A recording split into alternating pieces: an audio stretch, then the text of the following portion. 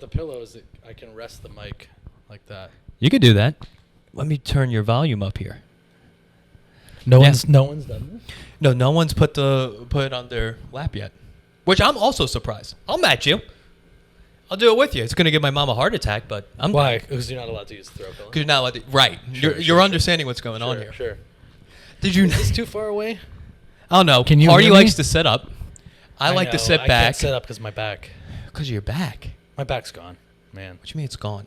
You did nothing over the past year. That's the problem. When you get to this at this age, your back hurts because of activity or inactivity. You see what I'm saying? So like, the only way your back can feel decent once you have a bad back and it starts going is the right balance of activity and inactivity. But if you're doing too much or doing nothing at all, your back is fucked. Does that make any sense? It makes sense, but how in all these years have you not figured out the recipe? Well, because I remember I worked that job on the road for like half the year. So I'd work 5 months a year and just my body would be like, what the fuck is going on? All of a sudden you're like packing this van up and driving. So it was like the weirdest combination because it was like I was packing out this van every day. I was setting up these entire events, slinging these fucking tables and chairs everywhere in the 100-degree heat and like on a blacktop in like Memphis, Tennessee in July. Right. And then driving 12 hours by myself. Right. So like the combination of those two things, along with knowing nobody in any of these cities, sitting in a hotel for just hours on end. Right. Is that the body was just so rattled about what was going on that the back just got steadily worse. I remember we did an event in North Carolina that started at like 6:30 in the morning, one of the real early ones. And I got up at like 5. I have to drive to the event set up, so I have to obviously be there pretty early. Right, it's a part of it. And as I get up, my entire back completely seizes. There's no one else running the events. If I'm not there, literally the event's in my van in the parking lot of the fucking like Super 8 that I'm holed up in. So there's no event if I don't show up. But was this overactivity or not enough activity? This, again, I think that in this case, it was overactivity because... From the driving? From the doing the events, from the lifting. Because I'm not lifting with my, is it legs or back? See, I don't even know. See, you're supposed to lift with your legs. You're not supposed to lift with your back. Right. But you're supposed to lift with your legs. And I'm sure I did most of the time. I mean, I don't know. But how did you do that for years and not realize, hey, I'm doing this wrong? Because it's one of those really bizarre things that you always do just enough, which sort of sums up my whole life, right? Like never really going. That's why you ended up here. It's why I'm here in the first place. Right. Right, exactly. And so like every time you get to the end of an event, right, you are just wanting to throw everything into the van, come hell or high water, to get back to the hotel to like not be working. And every time you throw your back out, you're like, I've really got to just slow down a little bit. Right. Get this stuff into the van really solid. Take my time. It'll take an extra half an hour, but I'll be so much better for it. And then the very next event, I'm just chucking everything in. I just want to get home. It's extremely short-term memory. It's a visceral, like, anti-labor feeling. It's not even a position. It's not even like a political position. It's like my body is repulsed by the idea of effort. You know, and I think that's just humans. I think you're just explaining humans at this point. I would say that I do far less than the average human. Wow. I would say. And I like quarantine was just an absolute coast. That's where you thrived. But you're back didn't. Right. I'm back out. And you know what's weird? Because like I'm something of like a hypochondriac, right? I mean, I'm a cancer hypochondriac. I'm not like I'm not an everyday hypochondriac. I just am like pain equals cancer, life choice equals cancer, cancer. But I'm not like worried about. I'm not like a doorknob. Yeah, tissue. Like what do they do? Like handkerchief on the doorknob guy? But you're not a loser. You're not crazy. I'm not a lunatic, right? And of course the answer is always cancer. So you're just saying, is this cancer until it's cancer, right? Like it's this weird process. But what if you never get cancer? Everyone gets cancer. So everyone dies now. Everyone dies from cancer. They either die from like getting hit by a car. Did you just say everyone dies now? Think, like back in the day? No, I think everyone dies from cancer. I think that's just how you die now, pretty much. Otherwise, they can keep you fucking going. Are you saying cancer is the original COVID? Now everyone dies of COVID. Although I hear this vaccination thing is going to the mRNA. I mean, look, my favorite thing about the vaccine thing is that I'm pro-vaccine, full-on trust the science out of sheer ignorance, though. Of course. Well, yeah. I am trusting scientists precisely because, like, I know absolutely nothing and will never look into it. Right. Right, and would never look into it. If you did look into it, it wouldn't matter. You wouldn't know what you're looking at. at. It also would be fine, because I'm sure if I looked into it, I'd be like, yeah, the vaccines. But one thing I did hear is that whatever the technology is, and I believe it's mRNA, but don't take don't quote. don't take my advice. If you haven't listened to the past 9 minutes, don't listen to this guy. Whatever the framework of the technology framework of the technology? Yes, this isn't a computer, Michael. It actually is, I think. Yo, this is crazy. I think from what I've heard, mRNA is a vaccine. The process is revolutionary. It's new. Yes. Okay, so you know this, right? Yes. You used to work in trying to cure cancer, and now you try to get people. I didn't even try. I clocked in, clocked out. Well, yeah, okay, fine. But like people around you were trying to do something. Yeah, they were doing stuff. So do you know how this thing works? No, not my job. Right. So, but what I've heard is that whatever the science that sort of underlies the vaccine, which say what you want about whoever you want, the fact that it came out that fast is pretty impressive. I mean, who cares about anything else? But like, it is also going to lead to substantial breakthroughs in curing or preventing cancer. This is what I've heard. So my hypochondria is actually weirdly like really cooled off during the coronavirus. Because the first step was during Corona. Okay. Right, during Corona, like the peak, like the March, April, sirens going by your apartment all the time. Right. Really shitty.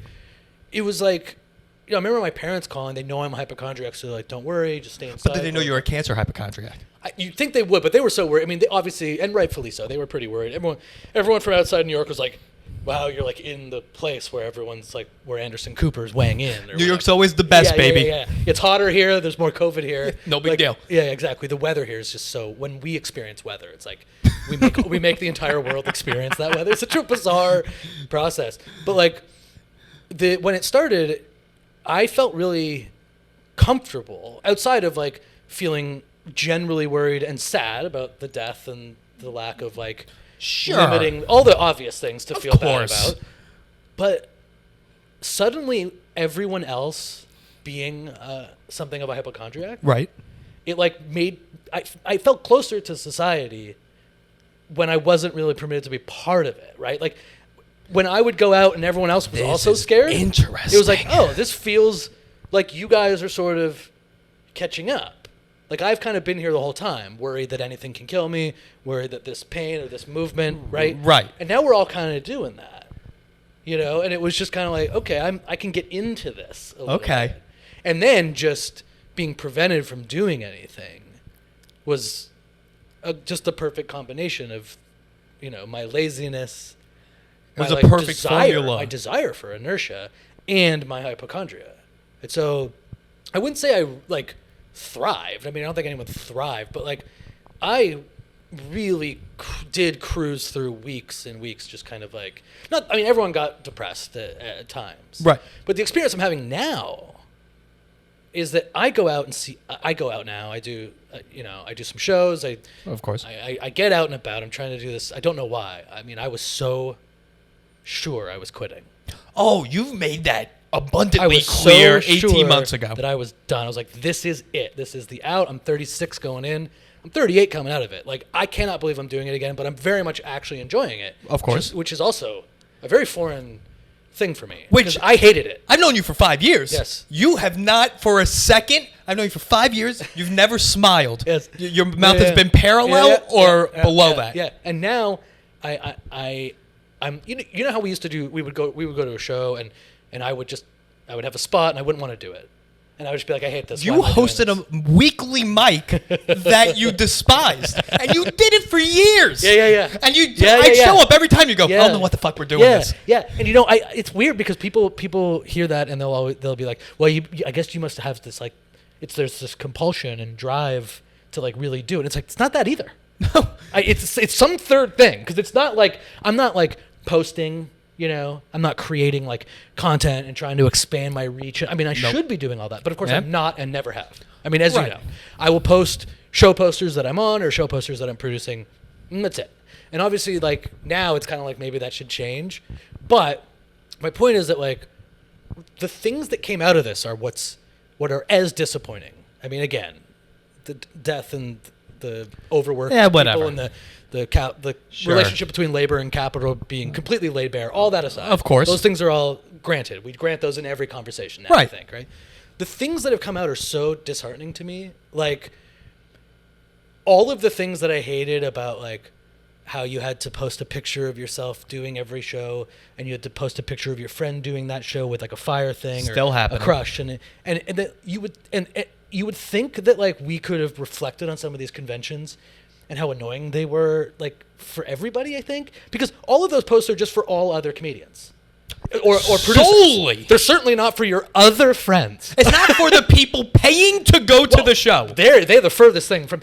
My point is they're not for, like, my buddy Scott from high school. No. He's not looking at it being like, there he is, you know, there's this kind of, like, angle where it looks like there's a bunch of people, maybe there are, maybe there aren't, and, like, someone's maybe written a line about the thing that I'm talking about, like, Michael Terry is a hypochondriac or whatever the thing is, right? It'd be like Michael Terry's a cancer hypochondriac with, like, a needle with squirting out. Right, and then, of course, I see the story, so then while they're up, I go and I pick the picture. You reciprocate. And I do this, and then I guess the thinking is then, like, a booker, a producer will see this. And that process, as sort of, like, obnoxious, but I have heard argued, like, necessary, which I guess is, like, one of the offshoots of the sort of end of supposed gatekeeping, is this new kind of, like, indifferentiated gatekeeping, this, like, process of everybody sort of creates this exact type of content for everybody to see, and Right. all the bookers and producers and everything kind of goes around in this way that's not quite gatekeeping, but, like, It is. it's a process that everyone has just sort of, like, signed up to go through. And then, like, there's a year and a half or whatever, 15 months of just, like, trauma and death and sirens going by, and you come out and it's on steroids. It's even more now. Yeah. It's people have gotten so online, maybe from COVID or maybe just the natural process of, like, technology and online brain, but it is just every fucking thing that you do is documented. And it's like, this isn't even like a Luddite fucking I don't care. I actually like seeing, I love seeing when my friends post stuff, because the friends that I think are good and that I like. And you don't have many. Let's also go there. I have very few. You can look at my Instagram. I have very few followers. I'm one of your better friends. I didn't see you for 18 months. Exactly. You're one of my better friends in comedy, and yeah, and so, like, I make no claim to. I'm not judging anybody individually who's doing it. I'm more interested in it from, like, a cultural sort of interest to me. Oh, of course. Where it's like, what a weird part of the community that we've all signed up for is that we're all gonna be like, show, me doing show, me doing show. This all disappears in 24 hours. Everyone, right? I'm gonna check how many people. Who saw that? Yep. Who saw that? And what's the order of people that saw it? Why are they higher than that person? Are they more important for me? That's right. And then, like, and everybody who's on the show is now a content creator. It's like all the time. Everyone's doing this all the time, and it's like, not, again, there's no romanticism of, like, it used to be you'd be in the basement and just kind of get up against that brick wall. Like, those people are also fucking insane. Right. But, like, there's something about the, like, auto exploitation of all of it that's just, like, very weird, that no convention was kind of like, maybe we don't need to do that. Maybe, like, we don't need to say that everyone performs all over the city before they come. Maybe we don't have to ask the crowd every time if we're ready to keep the show rolling. Like, but that requires innovation, and innovation requires new material, and new material will require more work. And people don't really like doing that. So if they could just do what they were always doing. But a lot of people also couldn't do work. I mean, there are a lot of people who genuinely do right by getting up, whether it's at mics or bar shows and working through stuff. That makes more sense to me, that it would take a while to see people sort of at the level that we were at before this all ended. Like, I felt like I had gotten to the point where I was, like, decent. I wouldn't go around saying I was like, I was a great stand-up. But I, like, worked hard to get solid. Right. But, like, I also have been on stage since March 12th, 2020, right? Until a year and a half. So like I can see that, but there's something kind of depressing. But the hypochondriac in me, it's like this very weird process now where I go out to a show. Okay. And there's people there. There's obviously people walking by outside. Bars are fucking packed. Everything is not even just back. It's like fucking Mardi Gras on McDougal every weekend. Yep. It's like fucking crazy. And you go in and there's a microphone. Everyone's sharing it. The days of the outdoor hand sanitizing, spraying, mic condoms. It's all over. It's over. And I see people going about the reopening. And when I look at them, I'm like, this is kind of crazy that you're doing this. Like, not from like, oh, you might get COVID or whatever. It's just like weird in general after so long of not being around. To me, but then I realize I'm doing it too. Like, I'm in there. Yeah, but you're a crazy person. No, I don't think I'm crazy. I look at them and I'm like, I don't think you guys should be doing this quite yet. I don't think we should all be at like packed bars quite yet. But then I'm like, I'm at the bar. What is going on here? But because like I've also flipped a switch that I really think a lot of people have just been like, all right, anyone who's unvaccinated, I guess people are just sort of like, fuck them. They've sort of had time, I guess. You know, there are unvaccinated people are like, yeah, they're like, I think we should have done this a year and a half ago. Well, that would have been like but that's absolute social calamity of the highest fucking order. But people are like, no, you still got to wear a mask for the unvaccinated, and the unvaccinated are like, nah, I'm not gay. Let's go. Let's do it. Sure. But I mean, I guess for me, it's more about like people who don't have access still, people who don't have the ability, like kids, for example. I mean, again, like I don't know what the status is, and I don't have a particular like political position on it. I'm just saying that when I'm in a bar on a Tuesday where there's 125 people again, and I'm like doing this, going to get a drink, right? I'm just so like, it's so foreign still that I'm like, I can't believe that you're doing this, but I'm doing it. You're present. I'm like, that's like, it's something beyond just hypocritical. It's like, I can't even like place myself in a social situation anymore that like, even when I'm in it. And so I'm like, externalizing, I'm like looking at everyone else's experience in the reopening, but not like my own. Like I'm just kind of like floating around, you know? What's even crazier is not only are you in that packed bar, not only are you thinking, oh, why are they here and you're there, you're then trying to go onto a stage sure. and entertain these people yes. that truly yes. have no interest. Right. Well, and I think it's being part of the comedy community sort of again in some small way like I was before has been great. Like it's been like genuinely great to see people that I haven't seen in a long time that I do actually like, and certainly that I like their work and all that stuff. But man, you get these people that are just like, they spent like quarantine working on like packets for Fallon.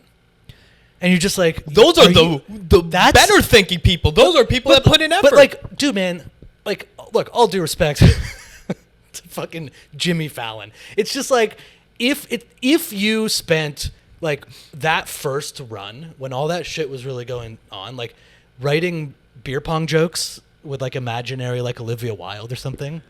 You're kind of What are you saying? You're kind of fucking insane. Are you saying people don't like that anymore? What I'm saying is that you should have been able to reflect on how fucking stupid those gags are. And maybe it's not like necessary to put your fucking packet together. That's what I'm saying. That like there's so much bad shit out there that so many good comedians and writers reinforce because it's what they need to get jobs, blah, blah, blah. And it's like in that one moment, it just felt, I remember having a conversation with a friend of mine who was working on a Fallon packet in like April. And I was like, how are you, never mind like career, like what you're saying makes sense. Fine. Yeah. You should be doing stuff like that. Stand-up comedy, maybe it's dead or no one gives a shit about it. I'm not talking from that perspective. I'm saying like, how like did your brain maintain the ability during these months to be like, I'm going to do like a Jimmy Fallon. I'm going to do a monologue as though I'm Jimmy Fallon. I want to put that on paper. Like that's like fucking weird to me. No, it makes sense to me because these people truly, they all live before 2006. Yeah. Yeah, that's why they love Jimmy Fallon, I guess. Right, that's why. They're like, no, Mike, I understand that you're trying to work hard and you're trying things. The Muppets go on Fallon, and I think it'd be funny if the Muppets had a car wash. You know what I'm saying? And then Fallon came in, and he's like, what are you doing? What are you doing with the car wash? And like, just what you said, car wash. That's better than anything I came up with the whole quarantine. Like, no, I'm not kidding. That's great. My point is, I didn't come up with anything. But that's more successful than working on that. Yes, I think so. I don't think it's like successful by any like real measure. I think that like the one thing that does seem to have happened is that people have like it seems to me that a lot of people have kind of like re-engaged in a cool way as well. Like, I'm not trying to be a downer about everything that's going on, like the pictures and all that shit. Like, whatever, people are happy to be back out. They want to like take pictures of their friends doing comedy. It's not that big of a deal. But a lot of people are doing like really fucking great material already. I mean, new shit, people that like have gotten a lot better, even not doing it. And like, man, like some of the people I've seen just come out of the gates, man. Like, we did a show in Astoria. Me and Zach are running a show out in Astoria. Zach Petrovich. Shout out Zach Petrovich. 8 Ball Comedy. Shout out Serbia Orthodox. Yes, exactly. He runs it. I host the show. And we had Norlex Belma on. And, I mean, he was always so good, obviously. But, man, like, he had genuinely one of the fucking best sets I've just ever seen. Like, I know that people are like that. I am telling you, man, he got... I don't know how he came out of this good. Like, his polished, everything. It was like a straight fucking destruction. And you're like, wow, you like took, and he even said, he's like, he took like a big jump. He just wrote his fucking ass off. And like, you listen to his shit and like, he was not writing packets for Fallon, man. Like, he was working on his actual shit and it paid off because, and there's a lot of people like that who I've seen at shows that I feel like are doing way more interesting things. People, you're kind of seeing like the expiration of the COVID stuff though. Have you, like, that's a really interesting part of like, a lot of people, it's like, what are the amount of months where you can open by being like, everyone, you have a good pandemic, or, you know, I was on Tinder during the pandemic. Oh, people will do it for the next 3 years. Yeah, I guess. People haven't written a joke. They'll go back up there and be like, Y2K, huh? So the clocks, what are they doing? Yeah. But those people aren't like on anything interesting. They're not doing anything interesting. No one is. I don't think that. There are people still, and there are few that like are just doing stand up, and I really think that he is one of them. And like, I think that a lot of other people have to get into sort of content and, you know, making sketches and making podcasts, and, you know, it's like, I used to hate on that shit all the time, and now it's just like, wait, what am I doing with any of this, you know? Like, I really thought that I was going to quit. I didn't, but, you know, I did. Like, I mean, I guess I'm sort of surprised I'm still doing it, but it's almost like more fun than it's ever been. I wonder if other people feel that way too, that maybe the time off, it's like, because, you know, when you're just going every day to the shittiest fucking things. Yeah. Like the mics, the shitty bar shows, you're just like, and we were doing that for years and years. And yeah. Like, now there was a real break, and I guess I sort of actually, I mean, not to romanticize it, but I do think I enjoy it in a way that I never did even at the beginning last time. Like, I never liked it that much, and now I actually do. So we'll see. I'll give it another 12 years, I think. That's that, and then I'll decide what to do with my life. As long as they keep selling cigarettes to smoke outside of venues, Michael Terry will do stand-up. Yeah. As long as you have a lighter. I mean, that's the thing, man. Like, I'm trying so hard to stop smoking. I'm 38, man. Like, this is when, hypochondria jokes aside, like, this is when, like, if the doctor was like, it's lung cancer, no one, you know. Oh, no. I would have patients that were like 70 years old. They get lung cancer, and they'd be like, but I quit smoking 20 years ago. It's like, yeah, but you did it for 40 years before that. Right. So, like, what I'm saying is that, like, I'm at the age now where, I mean, first, my teeth are, like, all fucked up. Like, I don't think they're bad. They're pretty bad. I mean, teeth are a weird thing, because when you have bad teeth, everyone feels the responsibility to be like, oh, no, they're not that. It's like, I see my teeth every day. I don't think they're that bad compared to the rest of the world's teeth. I think you're doing all right. Sure. I mean, but the amount of effort that I put in now on my teeth, the effort you put into your teeth? Oh yeah, man. Like, I mean, What are you doing? I mean, I'm trying all these products. I'm trying to like make sure that this shit doesn't like, dude, man, I'm English descent. Like, my dad's English. My dad's got really bad teeth. Not, yeah, that's when it comes, man. And I'm at the age now where like things start to not just break, but when they're in decay. Is that how it works with teeth? When it happens, yeah. it happens? Like, British people just all of a sudden get fucked up when teeth? you smoke and you're getting older and they're starting to wear. And you're English? It's like, I mean, it's a stereotype, but English people, from what I... Yeah, it's 100%. I mean, just from what I've seen. Yeah, it's not good. And like, I'm talking, I love my father. He doesn't have good teeth. That's what it is. Right, but if he was like, oh, my teeth are fucked, I wouldn't be like, oh, no, they're not that bad. I'd be like, yeah. Hey, there's people with fucked up teeth. I'm going to say they're straight. As long as you have straight teeth to me, you're good. You're like in the clear. They could be a little discolored, but you got straight teeth. But like, I don't, like, it's good. Like, I don't smile that much, like you said. No, you're a miserable person. I know. I'm not miserable. I'm just not happy. There's like a distinction there. It's like, and that's I think it's an important distinction. I think too many people are happy and too many people are miserable. And I think like being somewhere, you're in this gray area, kind of to the left. I'm in the gray area where I'm just like, where quarantine wasn't that bad, and I just basically like sat, rewatched TV, and just fucking did it, you know? Like, I mean, but you know, in terms of my smoking habit, in terms of my teeth, it's like, yeah, this is an age where if you were to get a terminal diagnosis, people in your life would be sad, but you're just getting to the age where they wouldn't be like blown away. You're not getting a foundation. The Michael Terry Foundation isn't coming when you die at 40. You're getting like I do actually think about this a lot. Like, yeah, if the doctor says you got 6 months, it's lung cancer, right? Then there's a friend of mine who tells like a secondary friend of mine. Like, I think about that conversation a lot.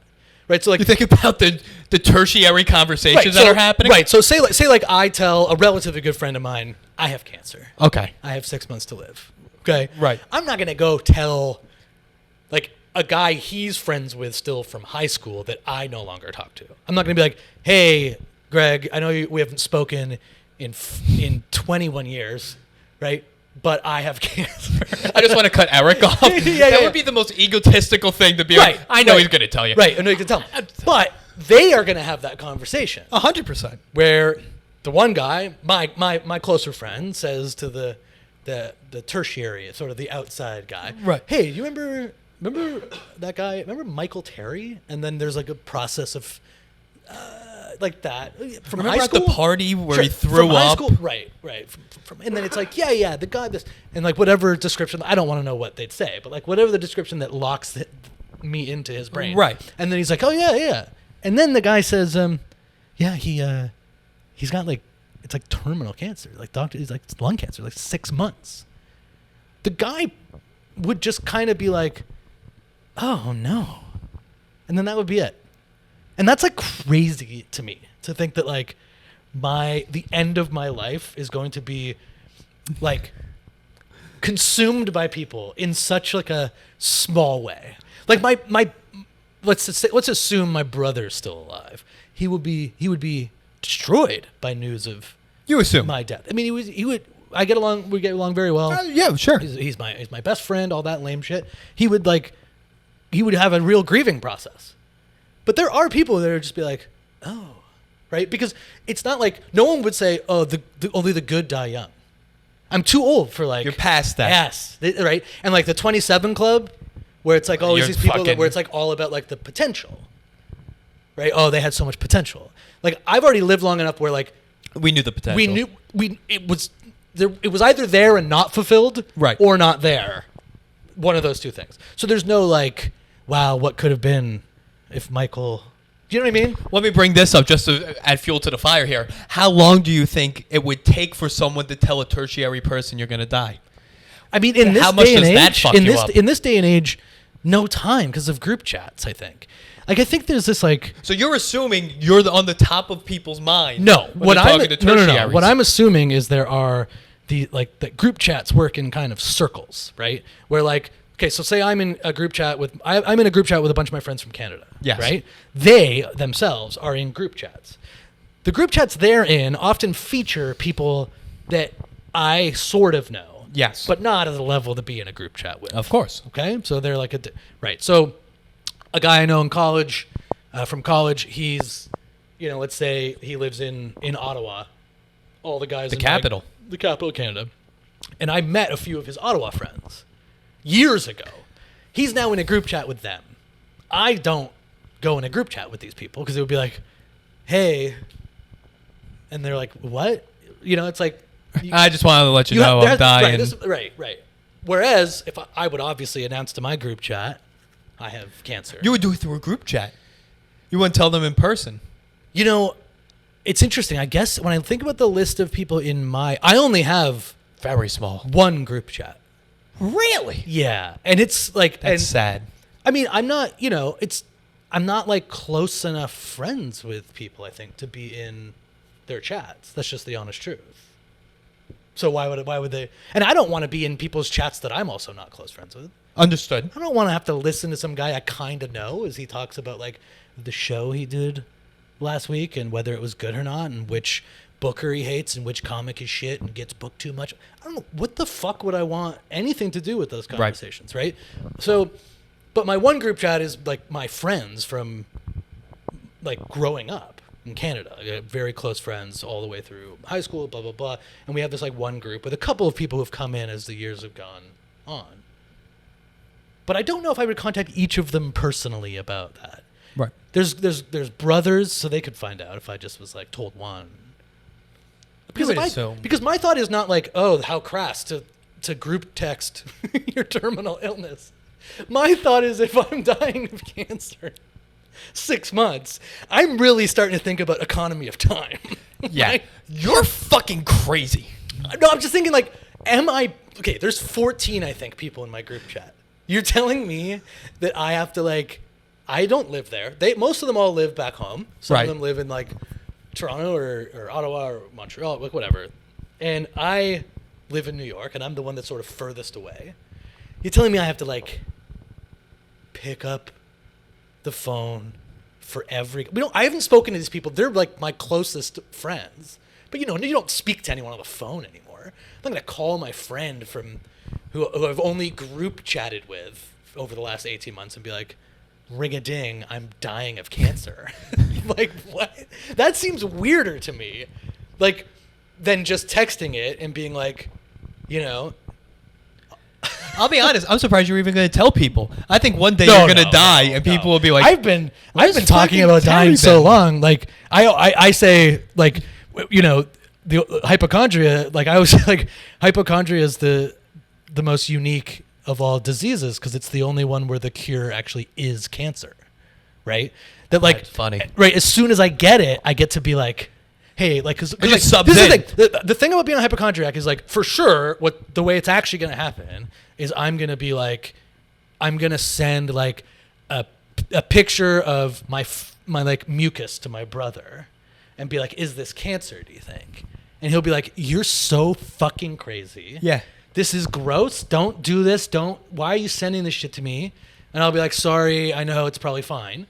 Then, one of those times though, it's going to be cancer. I mean, like one would think, eventually, right? Which means there's going to be this like hilarious moment where I've been saying, like one time I got a lit match stuck in my finger. Like how? This. I was smoking outside and I lit it. I'm also very like clumsy, bad. But, I'm not. Which has nothing to do with cancer. No, I'm just saying, like, that's a second. I struggle with like can openers and things. Like I can't do regular. You have very bad fine motor skills. Yeah, so like a child. I like put it in by mistake. It like got in and it was still lit. It's like the sulfur, and it started burning.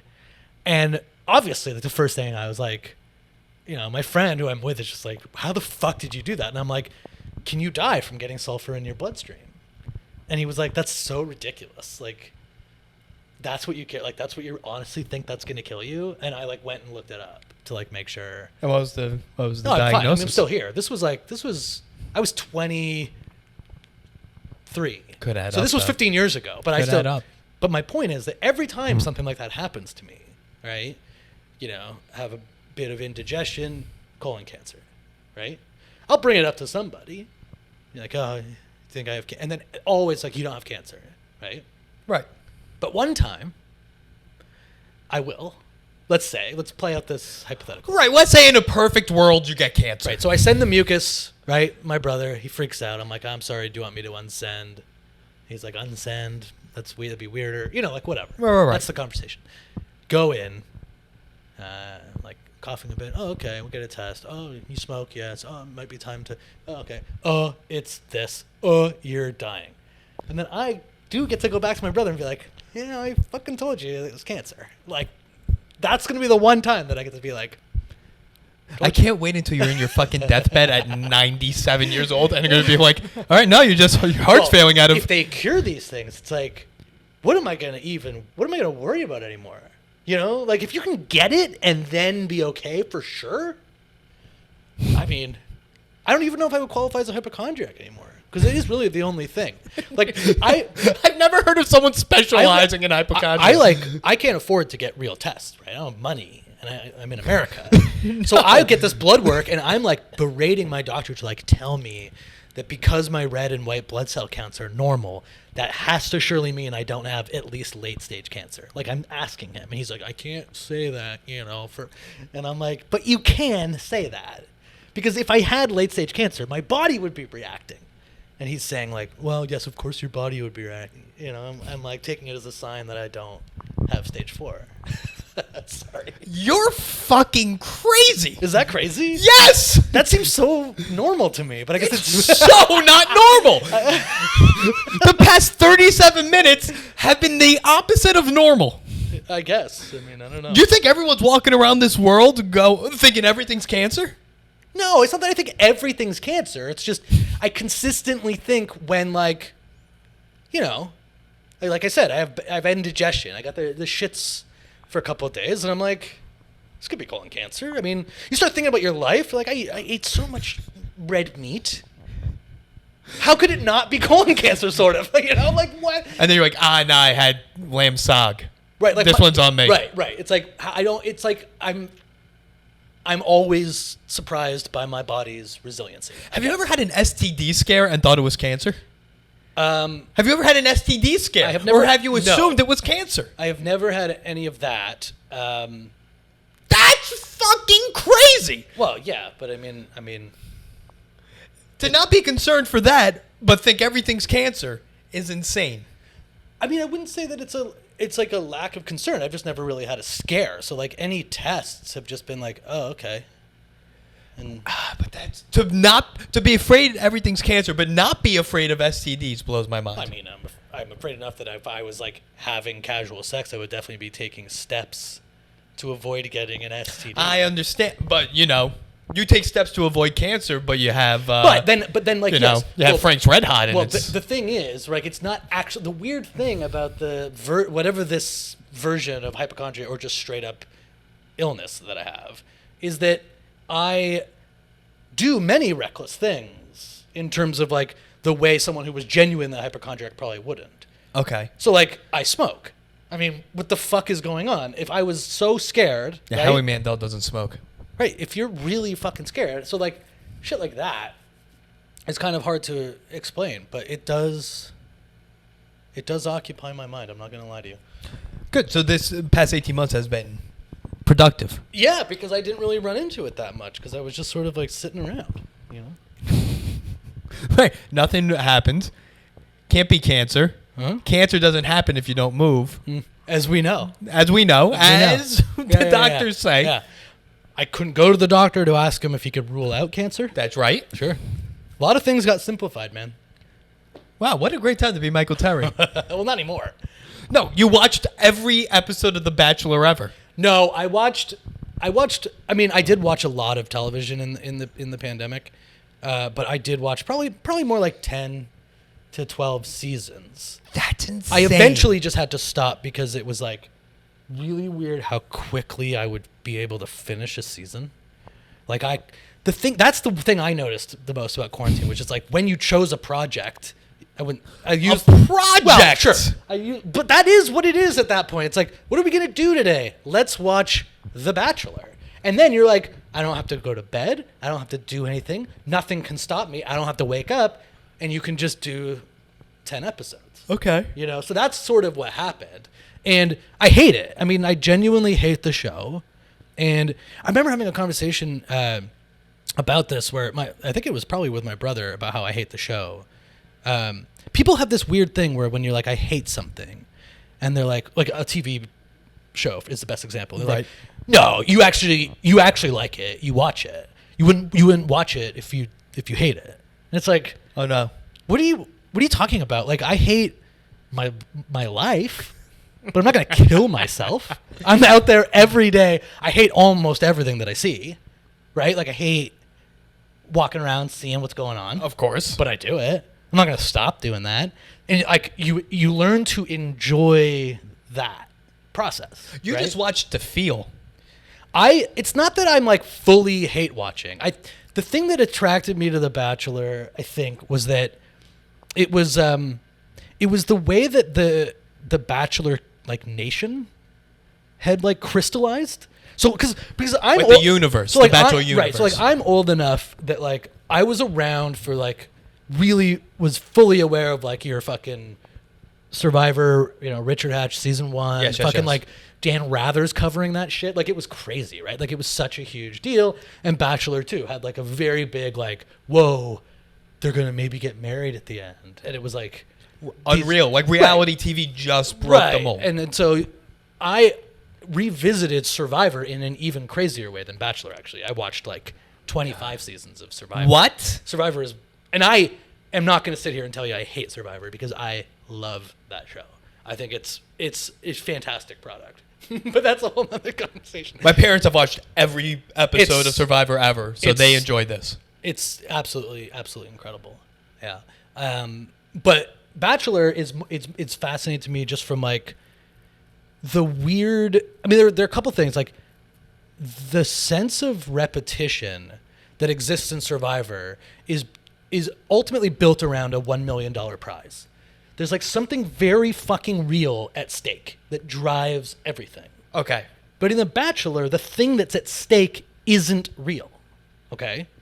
Tangible, you're saying. And barely even tangible. I'm saying, of course, or barely even an intangible thing. That everyone sort of suspends disbelief. All the viewers, all the people on the show, that what's really happening at the end is an actual proposal with the same stakes as a regular proposal. Because it's not. These people do not know each other, so they play the performance fine, whether it's scripted or whatever. They play this all out, and then at the end, it's down on one knee, it's rainbows and sunshine, and then they don't even necessarily move in together. They don't even do... They live across the country. They live across the country at times. They get paid to fly out and hang out for a bit. These people, if you take like the winner of Bachelor, let's say Bachelorette, the most recent one, right? Okay. Katie's season. She is going to choose someone that if you total up all the time that she spent with the winner, okay? Right. What would it be? Would it be 24 hours? Maybe a day and a half. Maybe 24 hours. You know? And so there's something so fascinating to me that like everybody can buy into that. Whereas in Survivor, it's like we're buying into conventions, but we're also seeing someone get chosen to win. Right, they're sleeping outside getting bitten by mosquitoes. Rice is huge. Right. In The Bachelor, it's like what's so like truly fascinating is that everything is exactly the same. Right? Every season. Now, again, Survivor, same thing, but that can all be justified by the fact that it's an actual game show. These are the challenges of the show. You have to like swim here. You have to do this here. There's an obstacle course here, right? Yes. In The Bachelor, in The Bachelorette, no one ever has fun. Nobody ever has fun. Doesn't seem like it. They're falling in love, but they never have fun. The only time they have fun, or they seem like they might be having fun, is when they're talking about how they're having fun. There's no fun having. It's being discussed. They say, "This is so fun," right? And then the other person says, "I can have so much fun with you," and then the other person says, "I know. It just feels like I can just have fun with you." And then myself. And that's the conversation, right? So so many conversations are about the fact that a conversation is taking place. And that has gone on for so long. And then everything that happens in the house is the exact same, no matter what. They say there's always fundamentally that the franchise, those shows, Bachelor and Bachelorette, they're just a show about time, right?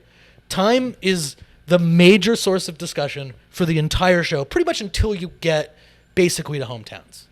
Okay. It's a bunch of people in a room going, I really need time. I haven't had enough time. He came in when I finally was getting my time, and he came and he took time. And then someone's like, I haven't had any time. You're complaining about time? Wait, you guys got time? You guys got, wait, and then someone does something like announces to her, someone's here for someone's the here for the wrong wrong reasons. Which is just a recent, Which that's been only the past 1-2 seasons that has become it's a thing. always been like, there's always been this sort of like bubbling notion that people obviously are there to like build their platforms and so on, but it's becoming exacerbated as the Bachelor Nation like wraps itself around itself, right? Like one of the, for me, the big failing of the show is that the whole thing is obviously fabricated in the sense of a marriage and all that. But the big failing of the show is when they decided to start putting former contestants in the position of Bachelor. Which just started last season. So, and this is going to continue forever. Now what seems to be happening, and has been for a while in terms of like, if you're a personality on the show, you're obviously going to be on Bachelor in Paradise. Which is the worst show on television. Sure. But my point is that the single biggest prize of Survivor is $1 million. Yes. Fact. The single biggest prize on Bachelor is to become the Bachelorette.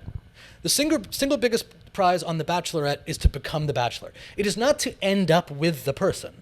Because, like, for example, how many people who won that, so let's say Katie, the Bachelorette, let's say Greg wins. Greg becomes it. It's the last thing Greg wants. You don't remember any of the people. Got cut. You don't remember any of the people who just were the other person who got married. Oh, yeah. What was the person they got married to? Oh, yeah. It's Katie's season. Right. And then they're like, oh, yeah. Who? Yeah, Greg. Right. But you know who you do remember? The guy who was the personality to become the Bachelor. Because now you get your whole season. You get a whole nother year in the like weird zeitgeist of this community. Yeah, but then you're only good for another year. But that's way more than zero. So, and those relationships also aren't real and don't last. So, of course, getting the prize of being the Bachelor or Bachelorette far outweighs, because you're not actually falling in love, right? Whereas, like, a lot of Survivor people do ham it up because you kind of see that they want to be a big enough story to get on, like, a fans versus favorites or returning players game. Right. But in this game, the only prize of real value is to become the Bachelor or be relevant enough to be on one of the other shows. I think be Bachelor in Paradise. I now think that's the ultimate goal for people is to be on Bachelor in Paradise. I mean, it's not to be in love at the end, because that was never real the whole time. No. And so that's what I think has led to this. What's so beautiful about the show now is I think that it's obviously manufactured and scripted in many cases. I think that producers of the show are realizing that the need to script seems less and less every time to me. Because, like, there's a guy on this year's show, Hunter, right? You remember? Of course. We all remember. Like fucking, remember Hunter. Oh my God! He already had the 4 hometowns planned in his head. Sort of like the platonic ideal of like the late stage Bachelorette contestant, right? That he's like clearly got like not done well in this realm, and became sort of like gleaned onto the show and became like obsessed with it and part of the like community. He's seen all of these seasons. He knows how it works. And he's on the show playing the show. He's not even like, there's no pretense. There's no single time where you're like, oh yeah, maybe they actually like each other. It's like, no.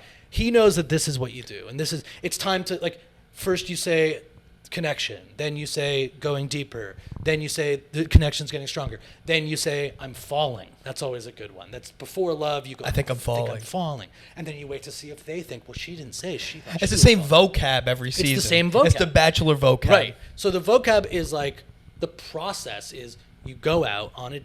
Let's say you get a one-on-one. You basically both talk about how natural this completely great. unnatural thing is. And he's being himself, but he's also out of his comfort zone. You know, like whatever the fuck it is. Then all of a sudden he tells about how his mom died and then came back to life, and then you have to do the trauma. Died. Yeah, because you're like, just imagine any actual first date like this, because it's not just that these people are all so crazy that all they can think of is like, she'll give me a rose if I say that my mother's dead, right? But there is no time to like establish even like a fake deep connection. So if you have studied the show, which these people have, and they know whatever the traumas that Katie have or whatever. Right, as do you. You've also studied the show. Sure, I love the show. I mean, it's fantastic. I watch it. I get so fucking excited every episode. Yeah. I mean, and my favorite ones are coming up. Because my favorite things are, in addition to like, you're here for the wrong reasons, which is like the most like transcendent like fourth wall shit to me, because it's like there is no right reason, right? There's no right reason to be on The Bachelor. There's no one who would ever go on to genuinely do this. You gotta be mentally broken in some way. Or even worse, the people who are there for the rightest reasons are the people that convince them, Katie, I saw you on... Right. And I was like, craziest. That's a stalker. That's just a stalker. That's just someone who was sitting at fucking home watching her come in with her vibrator. She's so sex positive, right? Like this whole thing. Right. And they were like, I'm going to get off my couch. Have you tried ever going through the application process of a reality show? No. You don't just hit send and you're on the show, man. If that's the real thing that you were like, I watched this and I saw your heart get broken and I really think that we would have something. If someone fucking said that to me, if I was The Bachelor and some woman was like, I watched your season, I'd be like, get back in the car. Yeah. Get back in the limo. I want someone, the most honest person could be like, yeah, this is like a really stupid fucking thing. And so, yeah, I'm going to plow it for some fucking followers and shit. That person, I would be like, okay, you're real. You are in something closer to reality than these people who are ostensibly there for more real reasons. Right. Because those people are just like, they could just fucking John Lennon you. Like, what happened if they really did follow that process where they became like interested enough in a TV stranger? I don't understand the John Lennon reference. The guy Well, just waiting like outside a the fan hotel who and just, shooting like, him. boom, boom. Yeah. Right? I'd be way more scared of something like that than like some person who's like, yeah, I want to sell my sex toys on my Instagram page. My God. Imagine if you get fucking shot by a fan and that's how you die. Oh my God, I'm gonna laugh so fucking hard. I know. But yeah, That'd be fantastic. I mean, now it's all happening, because the best part about the show, the only good part, is that even as inauthentic as it is, it's when they get rejected after the hometowns and after the fantasy suites. Those are the only two truly interesting, like, consistent moments, because it means that they see your family and then they're like no to you. Right. Which is a great, like, oh, you just love, like, you have to, like, your family has to engage in this fucking theater. I love when the family comes on and they go, yo, this is fucking crazy. Like, the family's the realist. Right. I mean, like, they obviously get coached. Those people get coached the most by the producers, because they're like, we need you to get back on board here. Like, this is gonna derail. It's insane when like the mom goes, I've never seen him happier. Right. Oh, that's insane. Something like the way you look at each other. But the best one is, without question, getting voted off after the fantasy suites. It's the only possible, like, visceral condemnation of your performance. Mm-hmm. It's like, I liked you all enough to get to here. Now I'm going to fuck each of you over the course of this very strange, like, 10-day period. Very small. Very strange period. They just go around. They have sex with each of them. And then one of them gets voted out. It's such an immediate... And, like, on The Bachelorette, it's the best. Because, like, dudes, man, cannot fucking... Like, you just see... Like, they can't associate going home with any other thing than, like, what happened, like, that night. Right. And it's like, oh, like, this is what I'm here for. It's like this exact... I remember my favorite season was Peter's season, which was almost like Shakespearean, I think. It was just like... He just ended up completely alone. Did you watch this one? Oh, yeah. I mean, that's like one of the... He banged his head off the golf cart and he had the scar there. I mean, there's so many amazing things. But there was I think her name was Madison. She was a virgin from Auburn. Yes. Her dad was the basketball coach or something. And so there was this weird thing where, like, I could never figure out whether it was real, per se. But obviously, like, the virginity thing on Bachelor is also so fascinating. Because it's like there's why are you here? The guy is there talking about how important sex and purity is, and, like, again, I'm certainly not slut shaming. I'm just saying, like, And so then why are you in this process? It's a part of the game. Right, like, but why are you in this process with 30 other men if that is actually... It's so weird. It's like going on Survivor and being like, I don't like the camp. Right. It's like, no, well, that's a big part of this. Right, so she gets to fantasy suites. Yes. And she, in the Bachelor Nation, famously says, I'm not doing that. And if it's me, I don't want you to sleep with these other people. I remember. Which, again... You can get into the whole, like, monogamy is the devil, whatever. But what I will say is that there seemed something, there's a kernel in there of, like, I'm not saying, like, monogamy is the only answer. What I'm saying is that if you're suddenly going to try to actually be engaged, even if it's, like, for the TV, like, and live together, the weirdest way to start doing that is, like, having just fucked these other two people that the other person had spent 2 months with or whatever. Right. They're like, there's no way that that's not a huge factor after. Where it's like, oh, was Jessica better? Like, there's no way that stuff doesn't come up. Oh, it's 100% the deciding factor. So she says, that's the reality. If you're going to sleep with them, you can do that, but I am out. Because I am not doing that if I really want to have an engagement. Right. He then sleeps with them. Yeah. Because how could you not? I mean, after this I mean, you're the Bachelor. You're the Bachelor. This is the whole point of the whole thing, is these exact moments. Right. So he does it. She leaves. He fucking proposes to someone. Yeah. Then has a meltdown and goes after Madison. Yes. And she, like, opens the door and she's just like, no, I said the thing. I told you. Yeah. And that for me was like the only. Again, I don't know if what was real or not in any of this stuff, but like it was a really interesting way to go from like, oh my god, the insane virgin, who's a virgin, to like, that's kind of an interesting point of like, oh, I have standards. Not even just that, just like if we're gonna have like a functional thing, maybe they have an open relationship eventually, but right now. You know that I've never had sex with anybody, and I don't really want to start this by, like, being your third in 8 days and then moving across the country to live with you. And I was like, that's actually kind of interesting. That's a reasonable request. And he was like, no, and then in, like, one of the weirdest advertisements for that type of behavior, the sort of monogamy, is that, like, he was like, he couldn't get over her, right? Mm-hmm. He was like, she actually didn't do it. And he was knocking on the door. I always found that to be the best one. And he just ended up like, fucking by himself. He was fucked, and I think he went on The Bachelor in Paradise, though. I'm sure. I don't watch that. I don't really watch it either. But it's tough because he's going to fuck. Sure. At the end of the day, you are going to fuck as the Bachelor. That's right.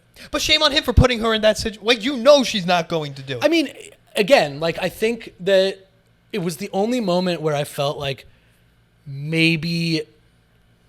like he actually liked her in the sense that like it would be weird given the game and your life.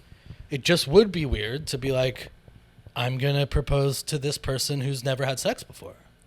That like that in the confines of the game, that you're like without doing the other things. You're already if you're engaged in this game in a certain way, it's like now we do the fantasy suites. And if he's doing the game as real as you can, the other two women want to have sex with him. So like if he's he's put in this work, he's put in the time. And if he just has if he has any affection towards them at all, which he will do that. I mean, that's inevitable. He's not the virgin, right? He's the pilot. But it did create this really interesting, I think, moment of just like, oh, so it really actually mattered to her, and she was just pretty straight up. And then he was like, oh no, like I chose wrong, and I was like, fuck, man, it's so cool. And like after that season, I mean, that's the fucking you're chasing that high the rest of the time. I mean, that season was beautiful. And they tried to do that to us this season with the Virgin. Well, sure, but like he was never a contender. He won the intimacy contest. That's when I was like, are we adults?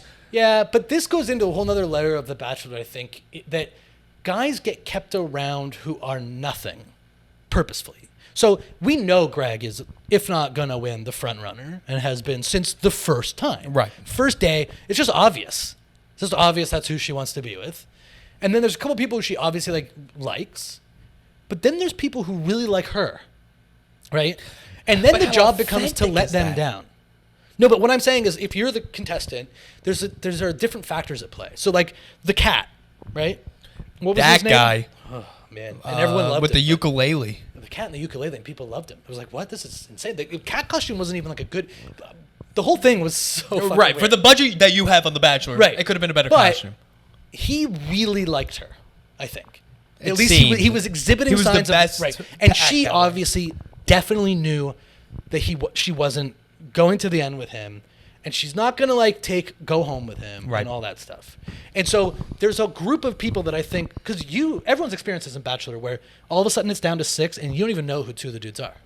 You're No idea. Who is that person? Right. And that's because they sit there. They never get on a one-on-one. They're nice. They're always like, oh, I like you. They never do anything stupid. They never talk shit about anyone else. And they never really start liking the person that much either. Right. So when it comes time to just be like, hey, man, yeah, you're gone. It's like, I really liked you. Oh, I really liked you too. We didn't get enough time, really. That's what they always say. Back to time. Back to time. And so guys like that, I think it's like, in that case, the virgin guy on this season was the classic example. Was it like, she's obviously never going to end up with that guy. Right. I mean, there's no way. But he was like, I mean, he was creepy in my eyes. But like, you could see how he kind of just like basically like sat around. He just basically sat around. Right.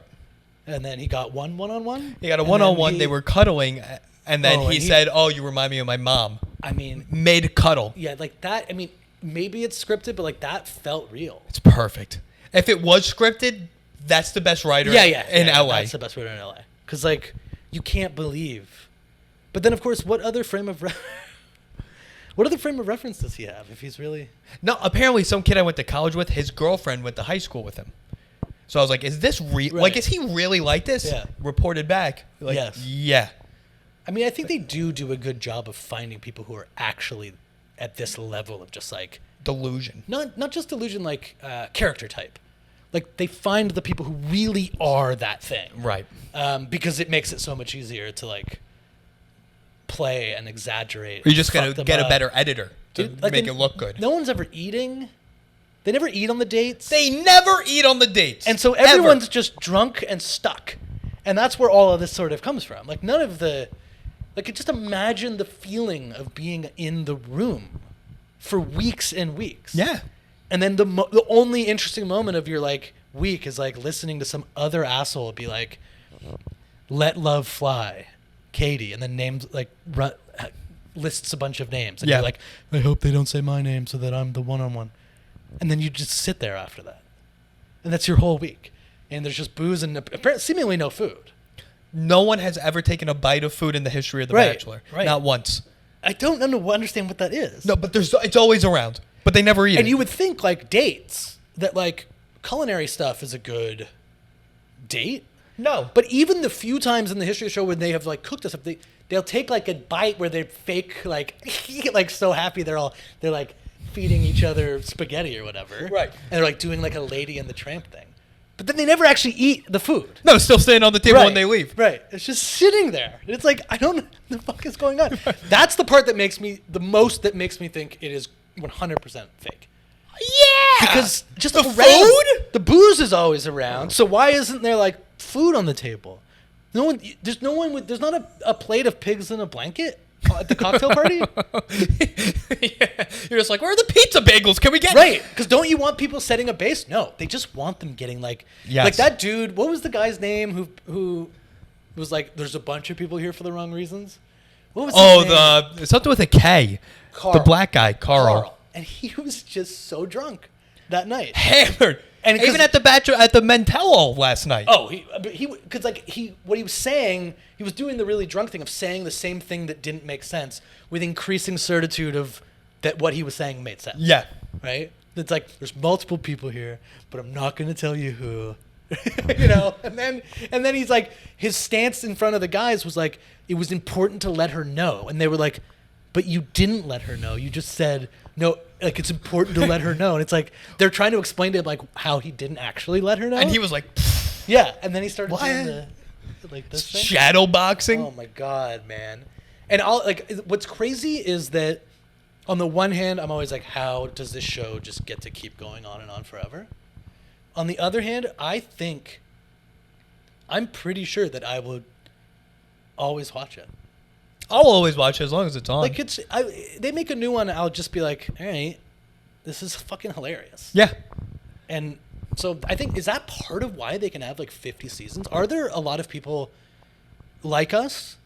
What percentage of people are watching it? And again, like then I say like I'm watching it kind of ironically. People are like, no, you're not. You actually like it. Okay, fine. But like, I'm at least watching it with the realization that these people aren't maybe in love, right? Is that most people? Maybe it is.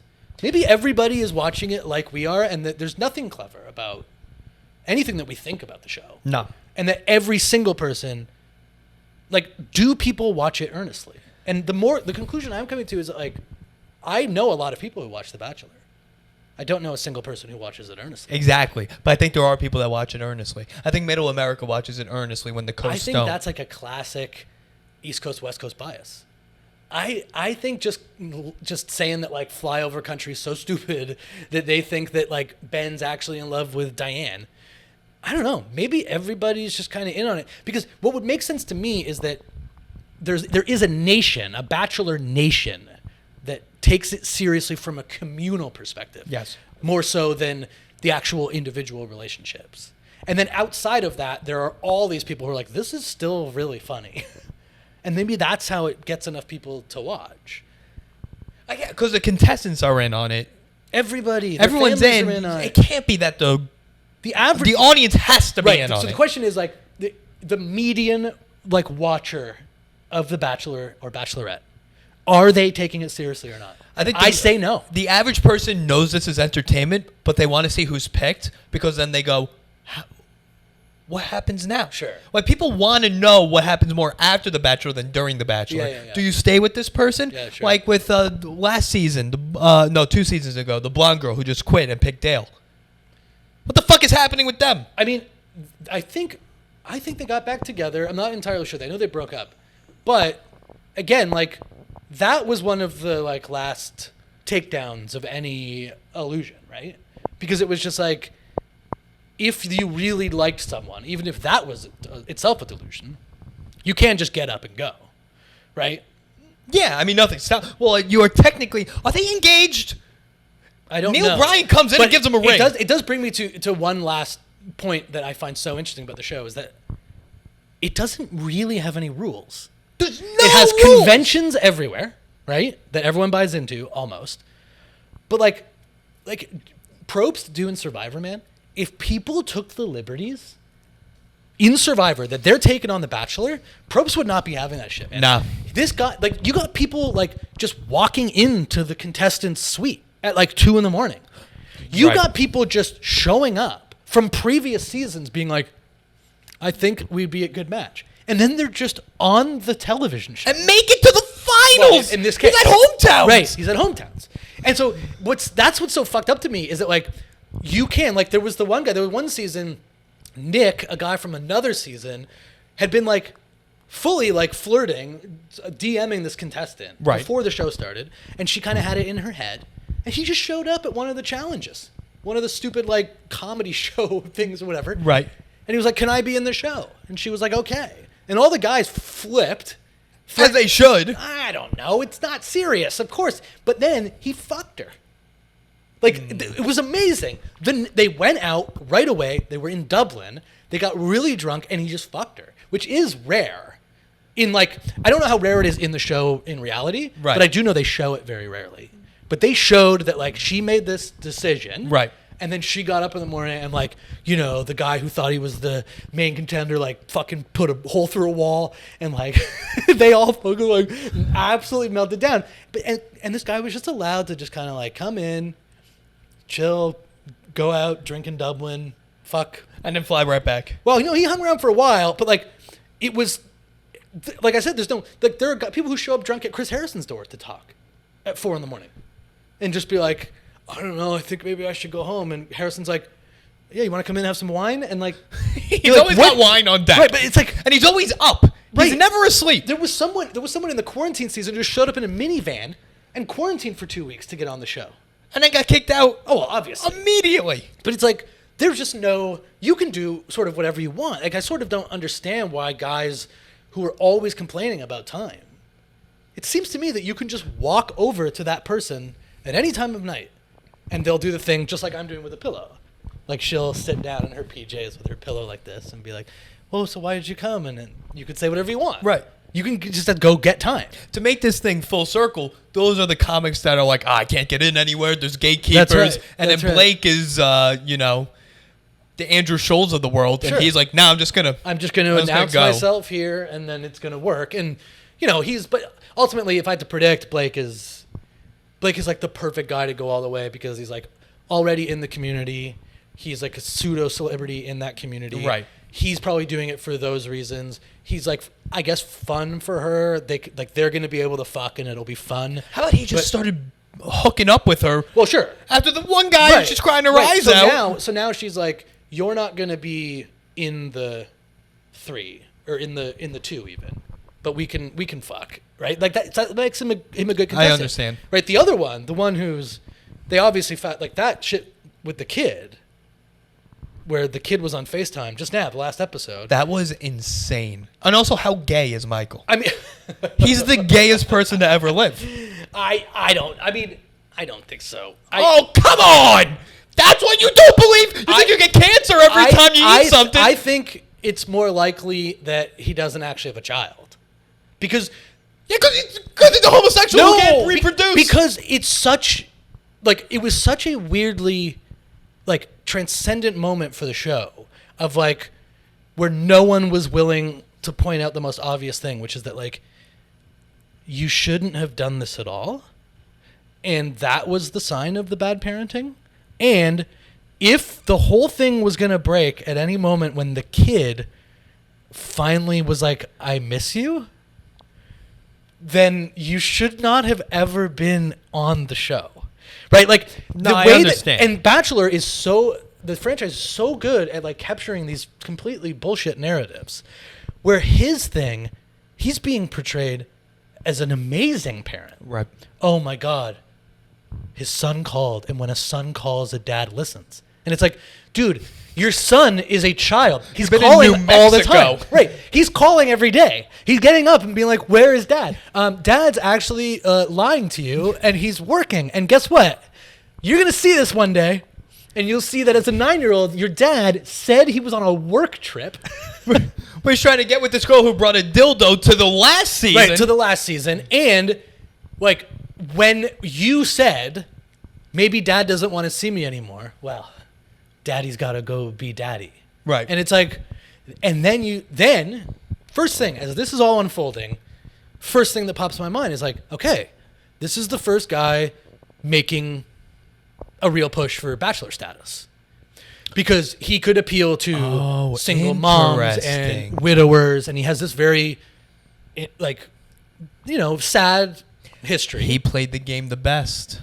But if there's any shred of honesty in his performance, he of course will turn down being the Bachelor, because.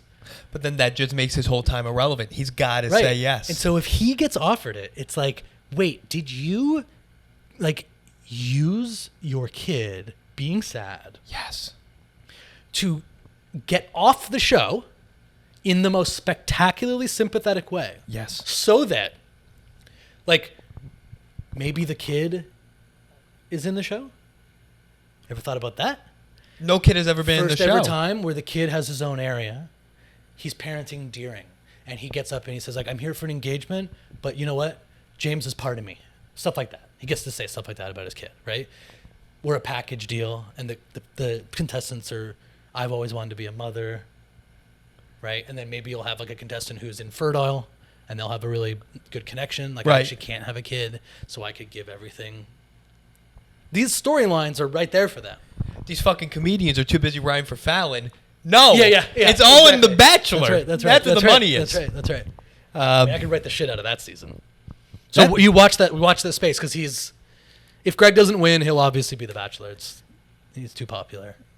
Yeah, but that's brilliant with Michael. It just gives you so many lanes, man. Holy fuck. Yeah. Yeah. All right. All right. Well, We great did to it. see you again. Yeah, great to see We actually you. haven't seen each other. For, We can keep talking. I'm just gonna end the episode. We'll end the episode.